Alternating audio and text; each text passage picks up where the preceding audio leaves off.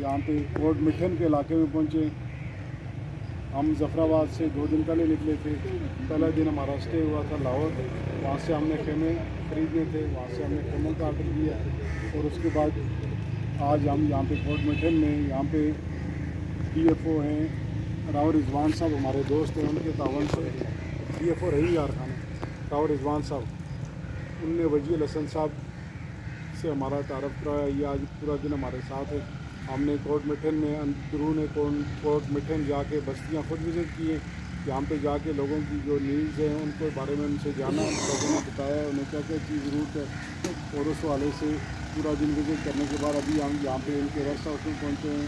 यहाँ पे खाना खाने के बाद अब हम जाएंगे बाज़ार, वहाँ से हम खरीदारी करेंगे और उसके बाद कल इंशाल्लाह हम जो है ना सामान की डिस्ट्रीब्यूशन करेंगे। और इसमें स्पेशल थे राव रिजवान साहब और वजी हसन साहब का। वजी हसन साहब यहाँ पे रेंज ऑफिसर है, रेंज ऑफिसर खानपुर।